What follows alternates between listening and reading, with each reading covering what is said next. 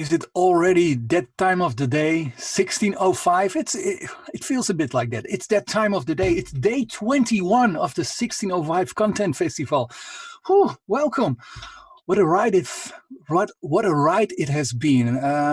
The whole month of June, we were busy with doing webinars, and it was so much fun. Let me have a look. We did a podcast webinar, 2 e-learning webinars, a sound design webinar, voice-overing for ebooks webinar, or even a webinar about making webinars, etc., etc., etc. Yesterday we had Buffy Duberman. I think it was really good. We had it yesterday because today I'm preparing to host a webinar about writing, and I have to do it in English. And English is not my native tongue.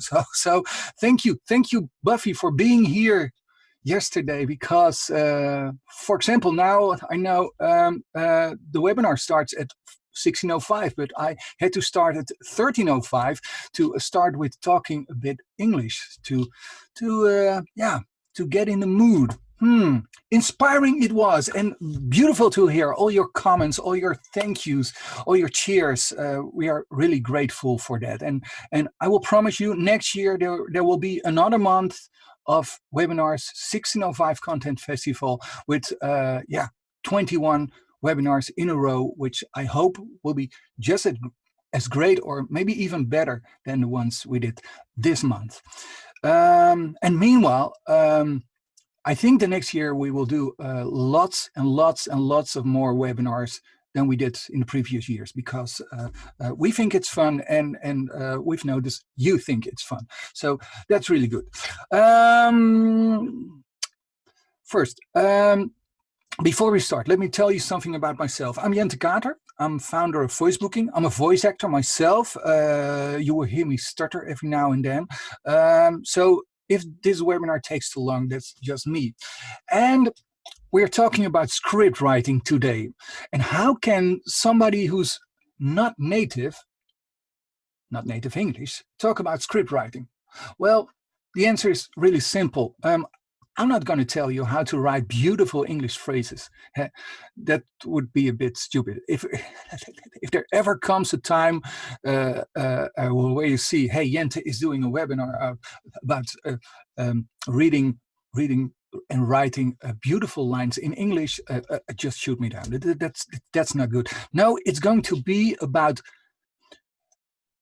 spoken word writing, and that's something else, and that's something you can do in every language with almost the same tips and tricks. And so that's where we are going to talk about today.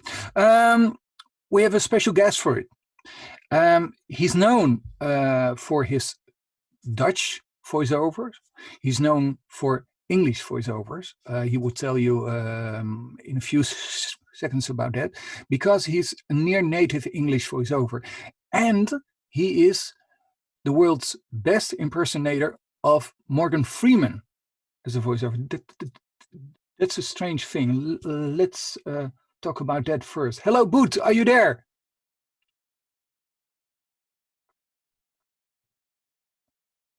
It's Boot Schouwink, live from Belgium. I'm right here. Yeah. Hello, how are you? That's a bit of Morgan Freeman already. A bit of Morgan Freeman. Yeah. Hi, how are you doing? I'm doing fine, thank you. Okay, let's just start. How can a white guy do Morgan Freeman and do it in a way that everybody wants to hire him for it? To tell you the truth, I have no idea why this came upon me. I can say that I was practically born in Africa. On the west coast, Liberia. I moved there when I was about 1 year old, and I had my first. I guess I started talking there. That was my first language steps into language were there, and all around me there was all kinds of English being spoken, Dutch as well, by my parents. Actually, I had a stutter when I was young. Oh yeah. And yeah. I just could not. I would stomp my feet on the floor just in anger when I couldn't, get the right words out. And then this neighbor who was an expert at languages and stuff like that said, "Well, you shouldn't try to mix him up. Don't speak English to him for too much. Just let him speak Dutch at the home." My sister was already having English classes and was going to school. I wasn't going to school, so they could practically raise me in a Dutch environment. And then after that, after the problems were gone, I started to listen really well to how people sounded and sort of brought that along in my later life. Yeah. And my family kept seeing people we knew from Africa a lot. So every 2 years we would go to the United States, or they would come to us. We'd have people in Scotland, people all over the place. So there was a lot of English tuition going on every summer, basically every 2 summers. So yeah. I think you are one of the most asked for voiceovers here in the Netherlands for doing Dutch voices. And you started a few years ago with doing English voiceovers. How's that going? Well, I can't say that it's my bread and butter is really the Dutch market. Yeah. And so, well, people, companies from Holland, of course, most of them know my name. So there's a very steady stream of work. The only thing is that I think 70% of my work, which actually makes me money, is in English. So the bulk of what I do is in English. Then I do some Dutch, but most of the clients are from Holland or from Europe. Yeah. Okay. So, yeah. So you are doing this for over 20 years now, but now really hitting off for more work in English. Yeah. Well, it's steadily growing. There is this system of auditions in America. You have auditions, which everyone can subscribe to. And you have to have agents, and agents, of course, they will not take on anyone. They want to know if you have a proper studio, especially now. The last couple of months, people have been stressing that you do not have some kind of crappy microphone and recording in a booth, in a booth, yes, but not in a closet or something like that. So they want to be sure that you have good equipment, because you cannot come to the studio because of fear of COVID-19. And you really have to get a list of the stuff you use to make sure that you have, what it takes to do professional recording. So it's become more competitive. In my case, I have really good stuff, so I'm not worried about that. There's a lot of people who probably find that stressful. Yeah. Okay. Yeah. But let's start with just a warm-up, because we're going to do this webinar where we have some tips and tricks, and all those tips and tricks will have a script with it, which you will voice. But just to warm up, let's do something with your voice. Let's start with CNN promo. How would you do this? It's the worst eco-disaster in U.S. history, and it may soon be the worst in world history. If BP can't stop the calamity caused by a busted well at the bottom of the sea, the spotlight is global. As the oil slick spreads, so does the concern about big oil. So does the concern about big oil's global impact on the economy, the environment, and our future. This is Big Oil Beyond the Spill. All right, that's CNN. Let's go a bit more horror. Yeah. This was for the horror channel. Horror channel. I'll do that because basically whenever there's horror involved, it's going to be a British person for some reason. When ghosts, all that crap. So here comes the horror voice in British. Yeah. There are some sights we should never see, screams we should never hear, and creatures we should never feel. In order to destroy evil, you must become evil. Scourge, tonight on Zone Horror. Oh my, oh my, oh my. This is not good for my heart. Okay, but when we change the script, but leave the tone of voice like this. So do the horror channel, but then with the CNN one. There are some sights we should never see, screams we should never hear, and creatures we should never feel. In order to destroy evil, you must become the evil. Scourge tonight on Zone Horror. Yeah, like that. Thank you, Boot. Okay. We will start the webinar now. It's going to be about written language and spoken language. Okay. Just for me, myself, I started as a DJ. And I think that's not strange because my grandfather was a preacher. I had something with words. My grandfather also was a preacher. My father was a writer.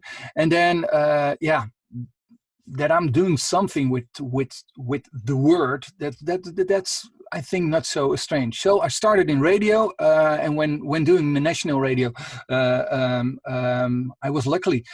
There were people who were mentoring me, who really knew what techniques you should use for really reaching out to people. Because what we all forget every now and then is that when we are writing down stuff for spoken language, so for example for voiceover work, you've got listeners. It's a bit of a strange thing. You've got listeners, and almost everybody will say, "Yeah, I know I've listeners because I'm writing for them." But when you really think about it, are you really writing for them? That's where we're going to talk about today. So, written language or spoken language. But I have a script lying over here, and can you just do the script? Okay. Our mission is clear. Control and eliminate 5 targeted NTDs in Africa by 2020. The World Nature Organization, WNO, launched the Expanded Special Project for Elimination of Neglected Tropical Diseases, ESPN, in May 2016. It was born out of 20 years of success at WNO's Program on Onchocerciasis Control, which demonstrated that empowered communities make mass drug administration work. You can watch it at www.wno.com/ESPN-info. I think you nailed it. Thank you. It's just a one taker. We should do a Morgan one. The last second Yeah. one. Just take it in the variation. Let's just do one sentence. The first one. The first one of the this one. Okay. The mission is clear. Our mission is clear. Control and eliminate 5 targeted NTDs in Africa by 2020. Like that, yeah. Okay, there's something wrong with this script. And you see it already. There are brackets. There are words like Onchocerciasis. Yeah. There's www.wno.com/ESPN. No, that doesn't work. This is typically written language. And now you probably think, yeah, but that doesn't happen in voiceover. Well, it does. It does. A certain percentage of the voiceovers, all voiceovers in the world do, are like this. And I hope for every voiceover that amount is as low as possible, because it's hard. On the other hand, I think really professional, really skilled voiceovers like Put showing over here, they know how to handle this, and they know in a way to make scripts like this sound like it's spoken language. Well, it's not. This is more skip, error, stop. I have another script over here. Before you start doing this one, Boot, let's just first read it for yourself. 20 seconds.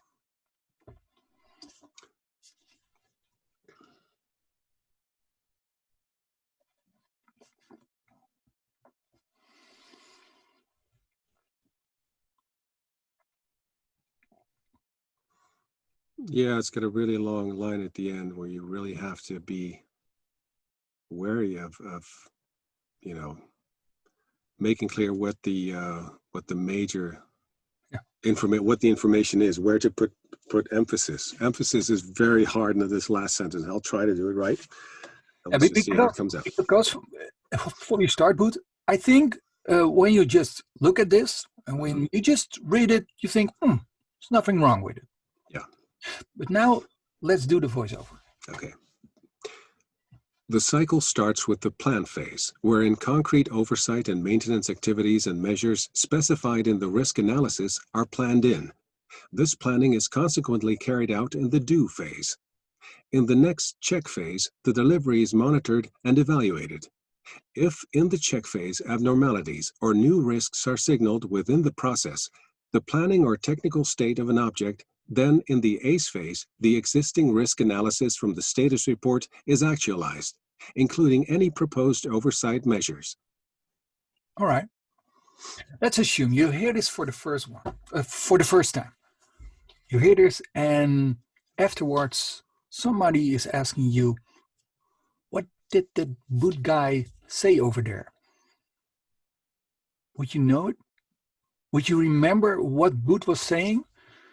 Chances are really big you don't. It looks like it's a good written script, but is it? Because a good written script will transport information into the mind of your reader, and your reader has to do something with it. But if you can't remember what you were saying, what Boot was saying, I think it isn't that kind of a good script. For example, we are talking about the plan phase, we are talking about the do phase, we are talking about the check phase, and we're talking about the ACE phase. And we're doing that in a word or 40 to 50 words. It's too much information. It's an information overload which is so massively that it isn't even possible to digest all those words and think, okay, so that was where they were talking about. And that's the thing with spoken language. It's something else than written language. Over here, let's Google it. And then they say written language is considered more formal and should follow the rules of the English language. Okay. And spoken language is generally less formal. Okay. Let's look at this one. Spoken English is the that's my English. Representation of the experience of mind, whereas written English can be carefully analyzed and read repeatedly. And that's the line I was looking for. That's that line. That's the big difference between written language and spoken language.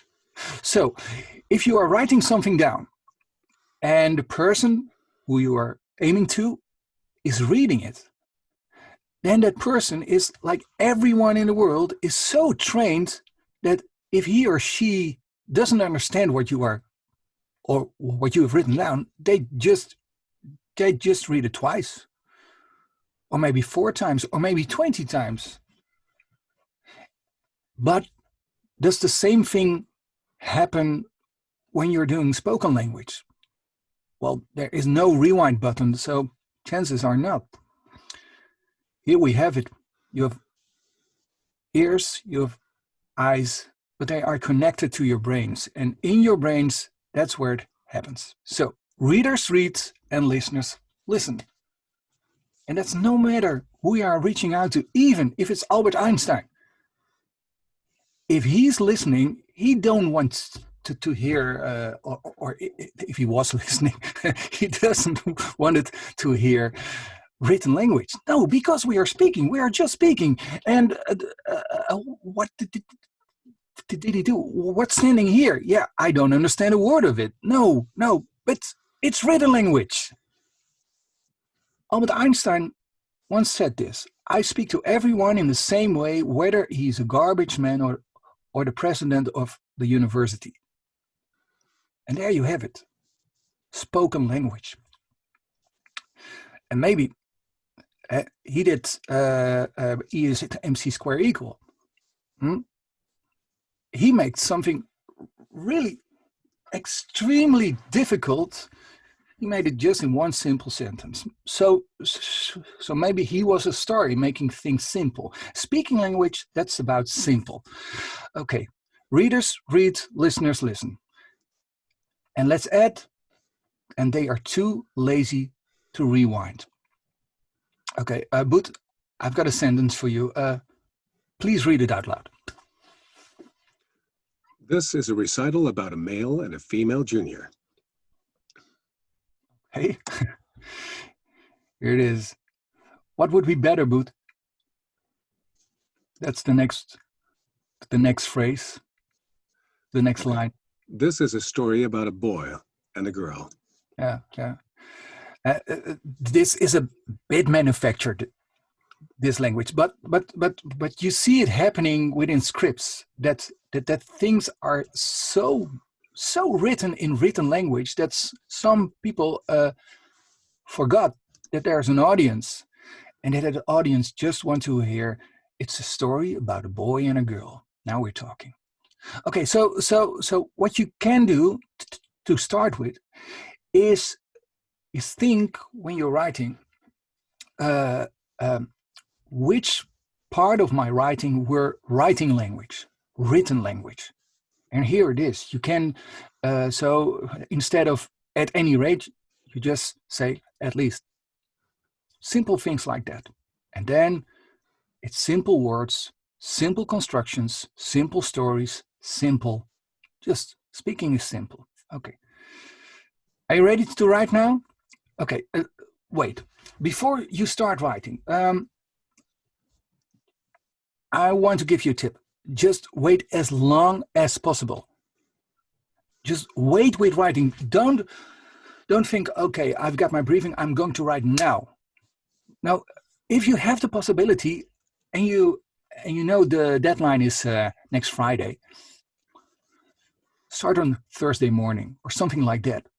Because the longer you wait, the longer it will digest over here. And the longer you wait, the more your story will develop in your mind. And the closer the deadline is, the more lazy you have to write. You have to write it fast. And then you will use easy words, I think. And think of yourself, who's my audience? So just who's my audience? It's a really simple one, but reaching out to Einstein, that's something else than reaching out to a plumber. Even what Einstein says, it's something else. Who's your audience? Okay, so I don't mean you have to talk with difficult words then, but think what's going on in the mind of my audience. And who's doing the talking? If you know I am talking for a voiceover who's a girl, then probably you will write other things than when you know it's an old man who's doing the talking. Okay. Then there are 7 archetypes in commercial script writing. 7 types, which if you know for which one you're writing, then the writing will be much easier. Boet, let's start with the first one, the announcer. That's mostly used for intros and voicemails. It's the worst eco-disaster in U.S. history, and it may soon be the worst in world history. And it may soon be the worst in world history if BP can't stop the calamity caused by a busted well at the bottom of the sea. The spotlight is global. Okay, let's do the same text, but now with this one, the sales guy. It's the worst eco-disaster in U.S. history, and it may soon be the worst in world history. Okay. If BP can't stop the calamity caused by a busted well at the bottom of the sea. The spotlight is global.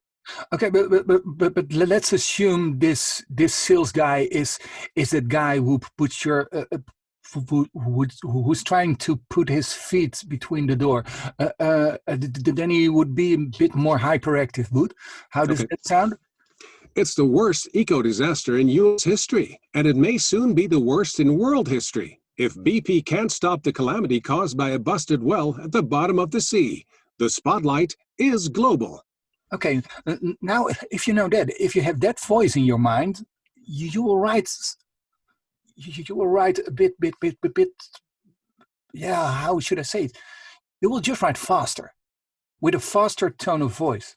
Okay, if it was an instructor, somebody who's trying to learn you something good.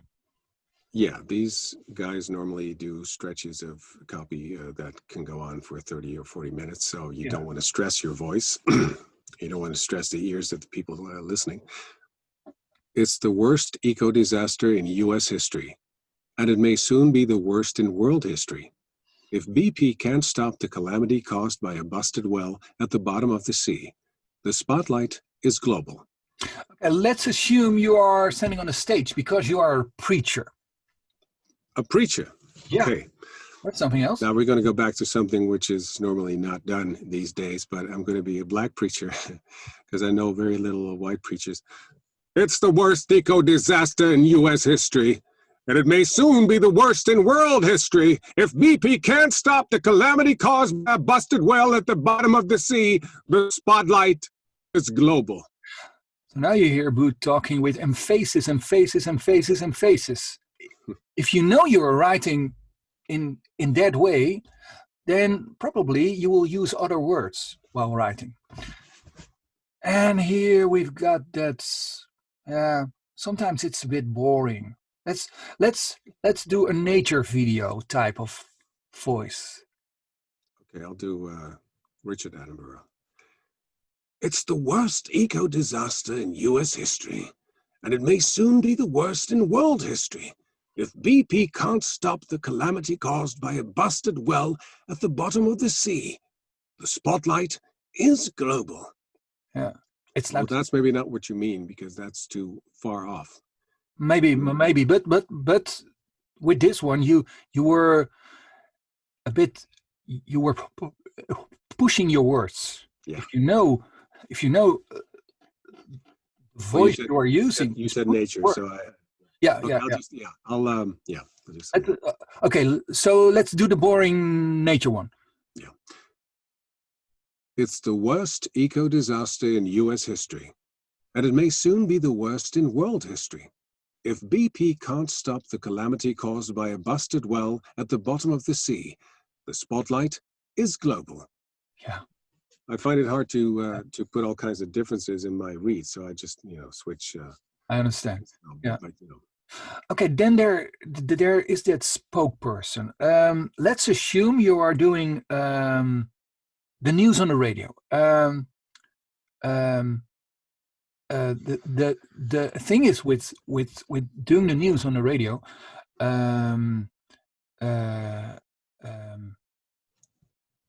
as the reader, you're just pointing out what's happening, and so there's almost no emotion in it.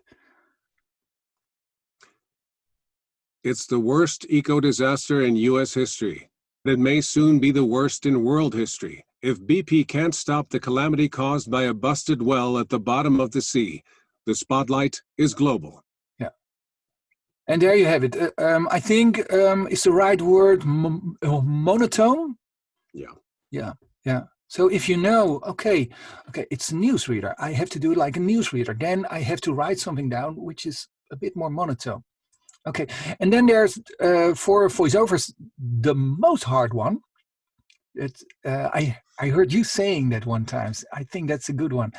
As being a voiceover, being yourself, that's the most hard one. Let's do it. It's the worst eco-disaster in U.S. history. It may soon be the worst in world history. If BP can't stop the calamity caused by a busted well at the bottom of the sea, the spotlight is global. Yeah. So here is the way you put emphasis on words is a bit difference than with the other ones, and you are more. I think in a way you are not trying to make it beautiful. No. Okay. There's one thing that I've been taught once, and I never forgot it. There's this guy who said he talked about the great difference of using your diaphragm, your belly, to really push, and using your upper region, your throat. So if you use the diaphragm, the belly, it's the worst eco-disaster in U.S. history. There's this constant stream of words that come across as if, there's a tidal flood. That's what happens if you put pressure on your So just one belly. flow of energy going out. Yeah. And if you breathe more with the upper part, with the lungs, then it's the worst eco-disaster in U.S. history, and it may soon be the worst in world history if BP can't stop the calamity caused by a busted well at the bottom of the sea. So that's more natural. That's how people speak. People, they sometimes they pause, they think what to say next. They can never put out this monologue like the news guys do. So if you want to make it natural, it shouldn't come from the belly, but from the upper regions. Okay. Think of that before you start writing. And before we go on, if you have any questions on this webinar, just ask them via the question and answers here within Zoom, or if you are looking via Facebook, you can also ask the questions via Facebook, and afterwards we will handle the questions. Start writing. I think this says it all. Just do it. The hardest part about starting with writing is just starting out. But like I said earlier, don't start too early. Delaying really works. Okay, so just do it. What to do? First of all, quickly write down what you wanted to tell. Don't think about just think about, what do I want to tell? It doesn't matter It doesn't matter if it's not via the A model, or when writing you think, oh, I miss a sentence, or you think, oh, that sentence which is over there should be there, or no, just write it down. Just write the fucking piece down, and don't look back. Write sloppily. Why don't look back? Because if you are going to look back, your mind is going out of the flow, out of the melody flow of writing. And we are writing for speech. Words has to be simple. Even words which you are writing down, which aren't spelled right, it doesn't matter, because they you will change it later. And even if you don't do it, whatever, it's speaking language. Okay, when doing the writing, talk to yourself. So if you are working in a great office with all the people around you, I would say, let's make it COVID. Stay at home right over there and talk to yourself while writing. It really works, because then you are writing what you're saying and not what you're thinking, which can be written language. If you have a demo of the voice actor, for example, Boot, if you know Boot is going to do the talking, and if you know you're going to ask Boot because he has to do a sales guy, then you know how that sales guy will sound, probably. If you have that in your head, and even if you think, okay, I'm going to talk a bit like Boot with a lower voice, it really helps when you're writing. So imitate. And this one sounds really stupid, but there are many DJs on the radio, there are many TV presenters who are working like this. If you have a picture of your customer in mind, print it out or have it on your screen or whatever. If you know who the person is where you are talking to, it really helps to get that emotional feel within the lines you are writing. And again, don't edit. Just don't edit. Don't look back. Don't edit. Just write it down. And when you are all done, then you can start thinking about, okay, am I taking the right way from A to C? So maybe you think, oh, wait a minute, I was going from A to D to B to K to G. Okay, just shuffle them. But first write everything down. And then the result, the result is simply only the beginning, but because now you start with making it beautiful. Okay, here's one boot. This is already one. When you read this for yourself, and I think it's good to let us all read this for ourselves before you start, Boot, just for, let me say 20 seconds. Because probably you think, it's not the best written text ever, but is it wrong?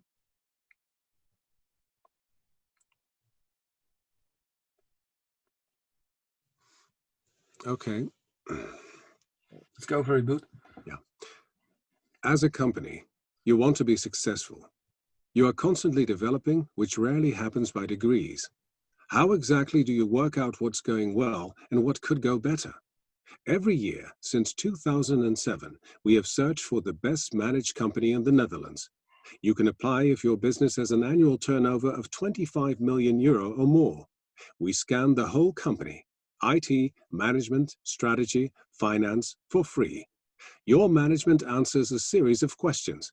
We make a report. One of our coaches will then drop by to talk the report over.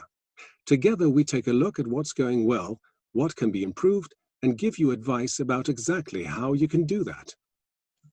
One taker. Woo! I rest my case. Yeah. What's going wrong over here, Boot? When you are doing this voice, what are you missing? I can't really tell what's going on the screen. I don't have a very good view of what images you would see. It's a bit, it's going all in all different directions. It's not hierarchy. There's no hierarchy. It's not like first you do this, then you do that, blah, blah. It's a bit garbled. Yeah. I'm also missing a bit of melody in your voice. It's like you're doing some voices and you're going to the next sentence and even while you did a retake, in a way I hear there's something wrong because the melody isn't like that. It isn't written like there's a melody. No. And okay, a text like this is I think this is more the brief. If this was the first thing you've written down, like we said, hey, just write the fucking thing down. Maybe it's this. There's nothing wrong with it, but now we have to make it better. And there's another thing. I think what's happened with this text is that somebody was thinking, oh, wait a minute. One of the rules in writing is scripting is scrapping. But is that true? Is that true in writing for talk, for speech? Because there are some words missing over here. And, but, for, so, yet, or, to. All those kind of words which are like a bit of glue for the script. And sometimes they are just, with the right marker, they are left out. Because, Boot, can you do the next script? So it's the same script, but we've done something with it. Yeah. This is what you want for your business. Success. We understand. As a business, you're constantly in development, except that rarely happens by degrees. But how exactly do you work out what's going well and discover what really could be improved? Well, every year since 2007, we've searched the Netherlands for the best managed company. And this is how it works. You can apply if your business has an annual turnover of 25 million euro or more. To start, we scan the whole company, and we do it for free. From IT to management, strategy to finance, absolutely everything. To do this, we ask your managers a series of questions. Then we analyze the answers and make a report. And to complete the process, we send a coach to discuss the report with you. And there you have it. Rhythm. There's rhythm. And we have the script over here. Here it is. So we added some words just as being a kind of glue to make all those separate lines to one story. Many times they are just being left out. So don't scrap too much. But what I really liked when you were talking was that, and this is how it works line. Could you please do the one by starting with a well and then for free? Yeah. Well, every year since 2007, we've searched the Netherlands for the best managed company. And this is how it works. You can apply if your business has an annual turnover of 25 million euro or more. To start, we scan the whole company and we do it for free. And this is how it works. That's a sentence which maybe you didn't thought of when writing, or maybe you thought, oh, that's clutter. But that's melody. That's something you just would say if you were talking in your office or whatever, where just talking to somebody, then you say sentences like this. All right, we have another one. Let's do some before and afters. Boots, can you do the next one? Okay, one thing in my Excel sheet of the before is the same as the after, but oh, okay. Yes. Before. Your own means, such as savings, can also be taken into account. There you have it. Oh, I see what's happened. Yeah. Okay, I left something out. Sorry for that. I will tell you. So your own means, such as savings, can also be taken into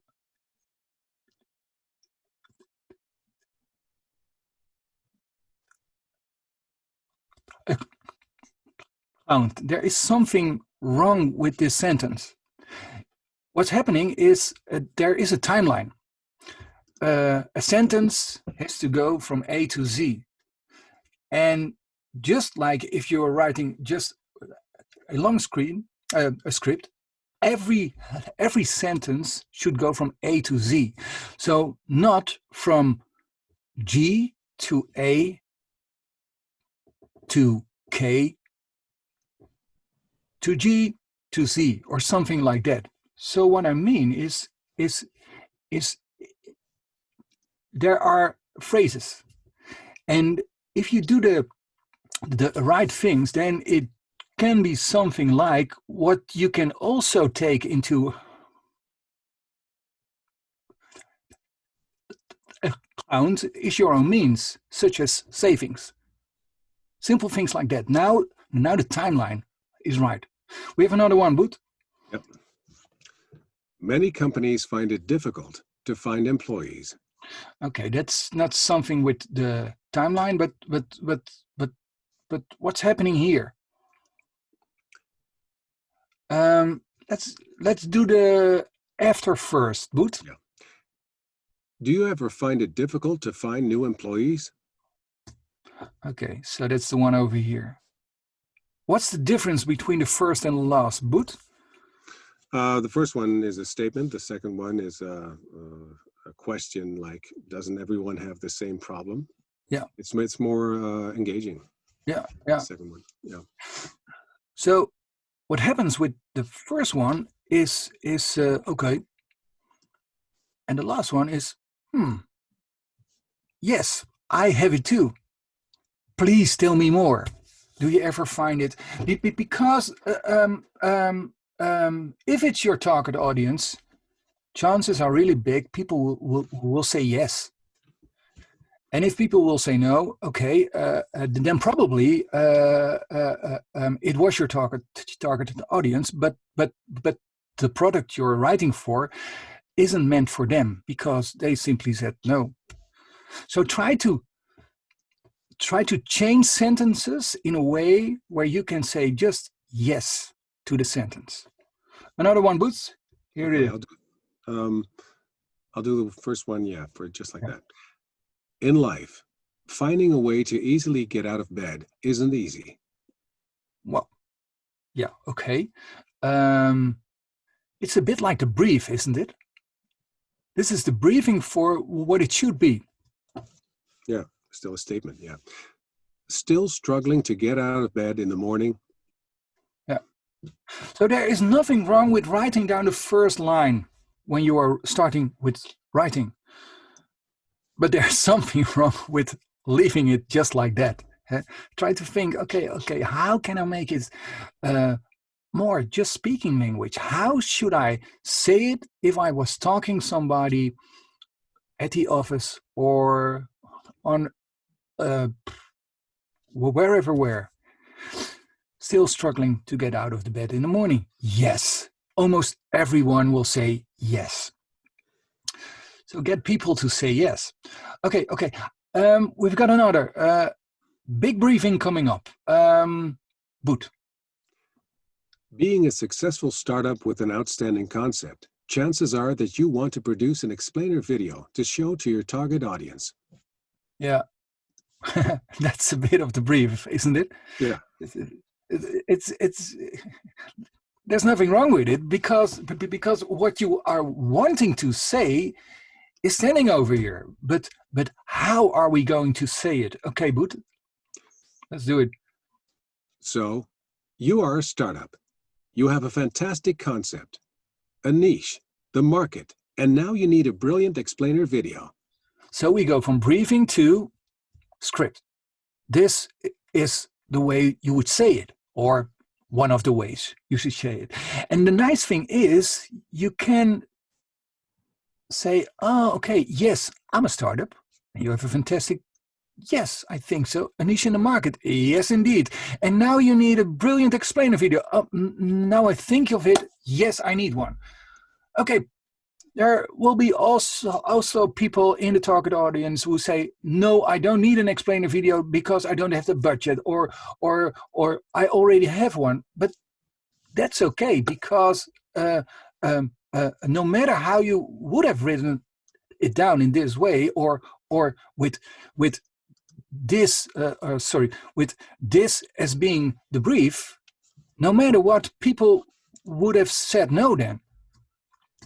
So let people say yes.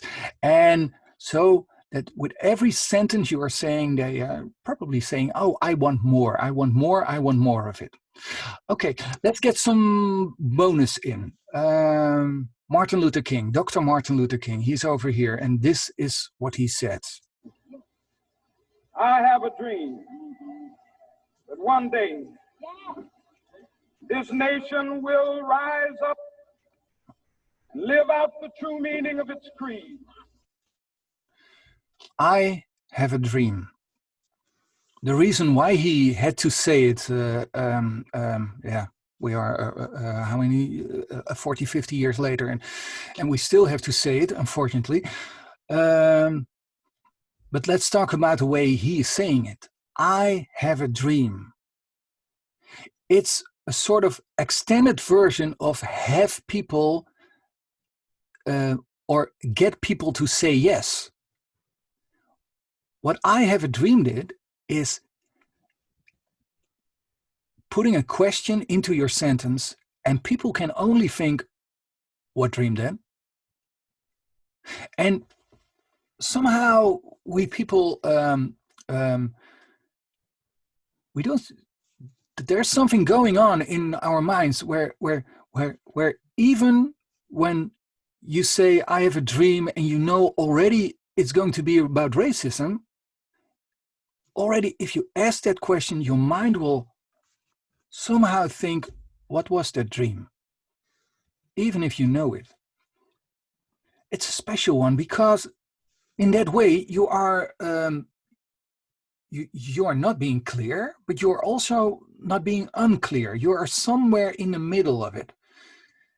And great words are, or great lines are between that, somewhere in that gray area between clear and unclear. There is a word like, or a sentence like, I have a dream. And with all due respect to Dr. Martin Luther King, with all due respect, even somebody in advertising has had written down this language, and it was about a microphone or something. I have a dream that one day microphones will be better. It would have been a great line, because if you say, I have a dream, you want to hear that next sentence. What is your dream then? Okay, this way of writing happens a lot. And it also happens in a way within film trailers. Boots, can you do the next one? In a world of war and conflict, where all hope is lost, one man stands up, forged in the flames of battle, the pain of abandoned memories, based on a true story, nominated for 4 Academy Awards, with Val Kilmer as the warrior, Vin Diesel as the zombie warrior, now playing. This is the most simple one of getting people or forcing them. I think forcing people to wanting to hear the next line. The funny thing about the ones over here is that the way it's written, it's ta-da-dum, ta-da-da-dum, ta-da-da-da-dum, ta-da-dum, ta-da-dum, ta-da-dum. The melody, every line misses the last note of the melody. So if it would be ta-da-da-da-da-da-dum, then it's done. But the way you are writing over here, you are leaving that last note out. And it really works, because then you want to hear the next sentence. But can you just do the first 3 lines just one time more? In a world of war and conflict, where all hope is lost, one man stands up. So you are being forced to go to that next line. Okay. This is something which has many names, but in radio they call it the reverse setup. Write the things down in a way that the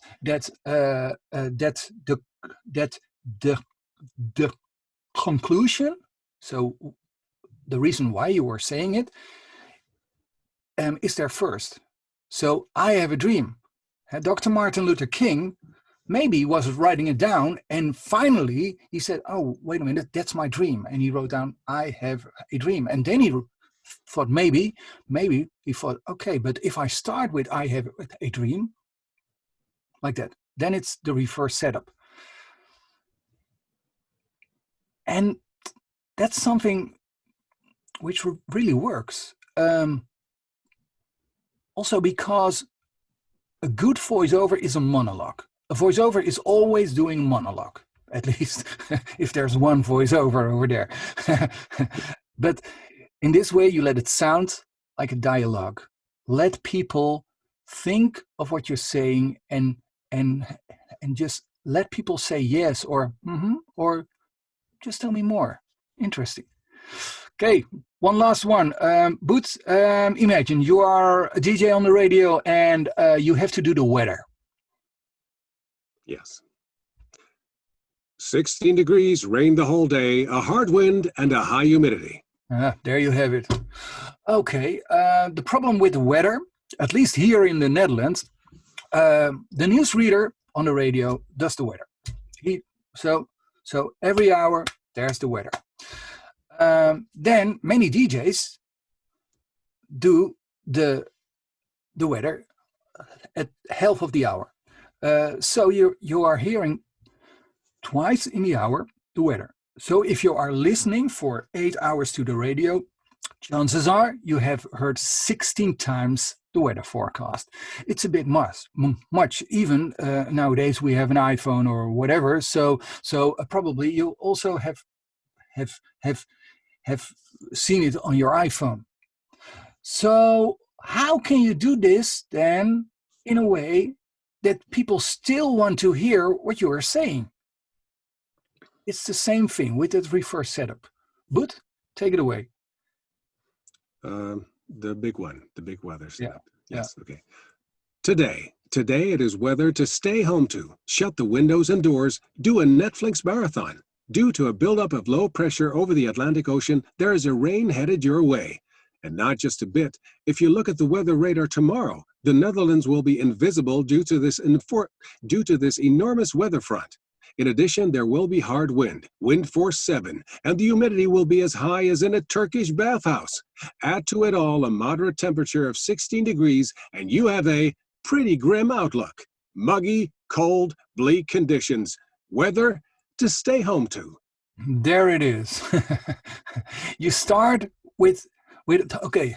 So the weather is like this today. So if it's just that bad, okay, what can I do then? I have to shut the doors, do a Netflix marathon, blah blah blah blah blah, and reverse it. Start there, and then chances are really big that people, because of that, want to hear what you were saying, maybe for the 16th time in one day. So a voiceover is made to be listened to. So make sure the story is worth listening to. We're going to wrap up over here. Use short sentences, simple languages. So what we've seen in some of the long scripts, there were sentences with 20 to 40 words in it. You can make short sentences of that. So then one sentence of 24 words will be, for example, 3 sentences of 8 words, or maybe a bit more because you have to make them short. So it will be a bit longer, but it's better to have a long text which is in spoken language than just a shorter text which is in written language where you blow your mind because you think, what is he saying? Make sure things can be understood the very first time. It has to be clear, all clear. Chop up sentences that have multiple points, shorter sentences. There we have it again. Think about who's the character that's doing the talking. Write with your voice of the chosen voice talent in your head. So example, but. Don't edit out all those words like and but. No, in fact, add some more. Spice it up by working with the reverse setup. And therefore, writing sentences that your audience can say yes to. That's it, Boot. That's it. Yeah. Shall we go to some question and answers? If you have any question and answers, you can tell them within the question and answers within Zoom or within Facebook. Here's one from Crystal de Boer. She said, if a voiceover has to record a hospital text with all those difficult words, for example, how would you prepare a script like that in spoken words so people can follow? What would you do, Boot? I would very much like them to put it in phonetically, to put it in phonetically. That's basically what you do. And if that doesn't work, because sometimes there's different medicine that have these pembrolizumab, stuff like that, you need someone to do the to actually pronounce them in a voicemail message or whatever. People just they think that they have to have a studio setup. It's not necessary. All they have to do is just record an audio note on their iPhone and send that up. When that gets too big, when you have like 100 words that all need your special attention, then it's best to have it phonetically in the copy explained. But if it's short, if it's names of companies, that's very important that you phonetically doesn't work. You have to have some sort of or a YouTube video that you can watch where people think it's pronounced the right way. Yeah. And when it's about the writing, I think my daughter once fell while playing, and she had something with her neck. It was just standing like that. Mhm. So we had to go to the hospital, and the doctor says she has a torticollis, blah, blah, blah, blah. And so he was explaining it's like that, blah, blah, blah. And I thought, oh, torticollis. So that was the voiceover I did a few weeks ago. In a way, so Crystal, when writing down a very difficult words, because you know you have to simply explain them.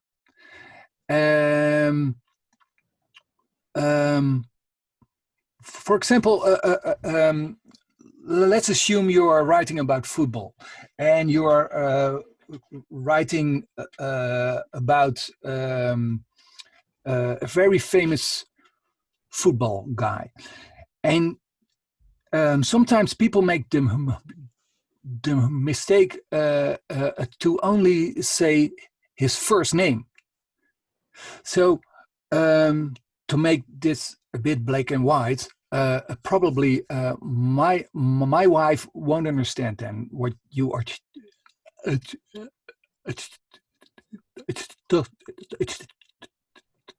talking about. So if you have words or things within your script where you think, okay, it can be that there are people watching right now which belong to my target audience who doesn't where chances are that they won't understand what I'm saying. Just tell them just within one line what it's really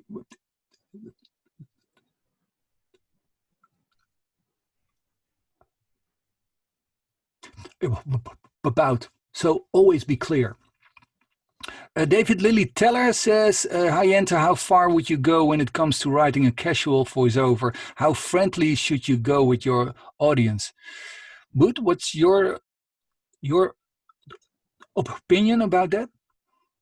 Well, it all depends. You know, in English, you have the advantage of you being always polite and first name basis at the same time. And in Holland, you have u and jij, which are different. You know, jij is for younger people, u is for older people.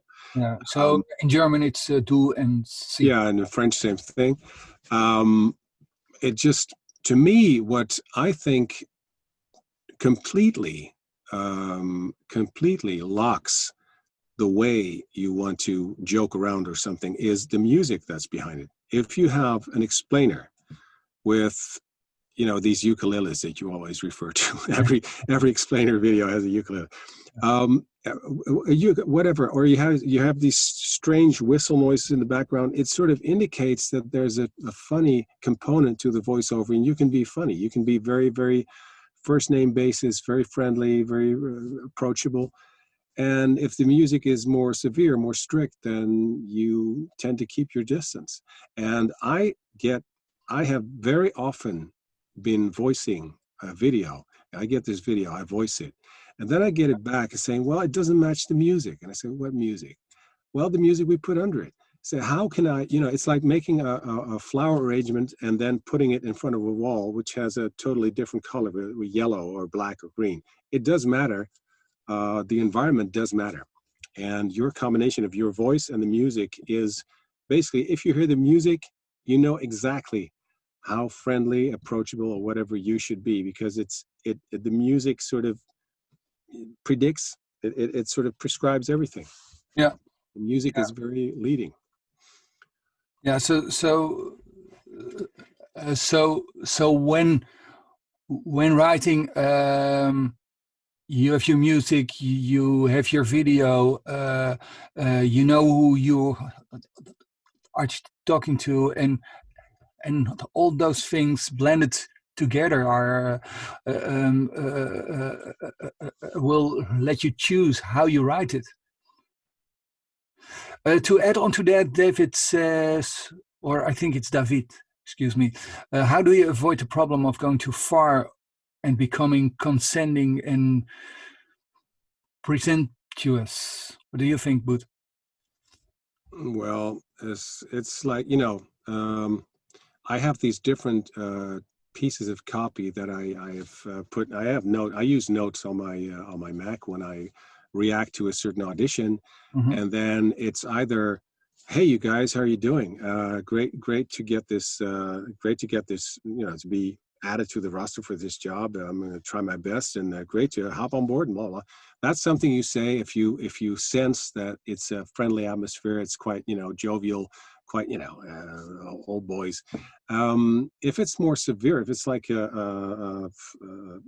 I don't know, if it's an undertaker or something, and something very serious, you don't write that. You write very respectfully. I'm very happy to be chosen or to be considered for this job, and please know that I record within 6 hours. You go very technical. Yeah. So becoming presumptuous, well, that's also something just to ask the client. The client should be extremely, the client should state, "This is the effect that I'm trying to achieve with my audience. And you take it from there," and that should dictate how condescending or presumptuous you are going to be, I think. Here's another from Arner Browning. He said, "Boot, you should be in front of the camera more often." Oh, thank you very much. Okay, I think we're there. Is there something from Facebook, guys, or just look at the producers? No. Okay. Okay. Oh, here's something from Crystal de Boer talking about soccer. Most of the voice who record those texts are men, but if a female would record, would it still be excited to listen to? What's your opinion on that, Boet and Jente? So, if females do do things for soccer, or we can also change it. It could, yeah. It could work. It's just there should be a genuine interest in the lady and a knowledge of football, of course, and that's something you can very easily hear. If somebody doesn't know what they're talking about, you can hear it. You can just hear that they're not exactly sure what the writer wants to say here, and they will just make a fool of themselves. So you should be really into it, and if you're into it, I shouldn't see any objection to why this doesn't happen. In fact, I was when I was in this week boot camp in Barcelona. You were in a boot camp. Boot camp, double O boot camp, and this voiceover boot camp was organized in 2016. And this female voiceover wanted to get into football, and we had discussions about that. And for some reason, it was just not considered, where I thought it would be a great asset for any network to have a female football, announcer who would really know her stuff. That would be a reason probably for a lot of women maybe to tune in and see what actually their husband is talking about all the time. And so, yeah, I would applaud it. Yeah. Here's a question which, oh, now it says I can't ask the question. Okay. Well, then we are there. Thank you. This was it. 1605 Content Festival, 21 days in a row. What is, oh, how great. Good. Oh, thank you. Yes. Are you going to drink some champagne as well? I brought my glass. Yeah, we're going to find a way to. You brought your glass. Okay. While popping, before popping, this was 1 month of content. It went by in a flash. Next year, I'm sure we will be back again with 1 month of doing great webinars. Meanwhile, I think we will be doing this more often. I don't know if we do it weekly, but it will be really be here more often. Sign in to our newsletter for more dates. Special shout out to everyone who presented and helped to making this festival happen. It was mind-blowing, and you all made it mind-blowing. Thank you very much. And I would like to have a big virtual applause for all people behind the scenes. That is Joanne Snip, Zeynep Erdogan, Jula Steen, Gijs Friese, Max Schulling, Steven Bruitegam, Sam Roelvink, Barbara Karel, Machteld van der Graag, Boet, Boet you all, and the presenters, Barnier Geerlink, Maarten Wijsman, Sander de Heer, Victor Silvis, Klaas Wijn, Matthijs Kasbergen, Rachel Lichtvoet, Romy van Leeuwen, Kevin de Wit, Julia Wijt, Stefan Karnikaar, Fleur van Wijk, Thijs Peters, Philip Banks, Nano Nagel, and Buffy Duberman. Big ups for all of you! There he is, there he is, there he is. Champagne. Yeah. Okay. We're, we were going out with a bang. But thank you very much for watching. Welcome, you're welcome.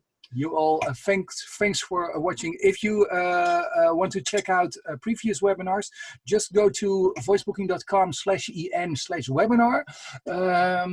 All webinars are still there, and you can also watch them back at YouTube at the voice booking page from YouTube. But thank you very much, and okay, bye-bye.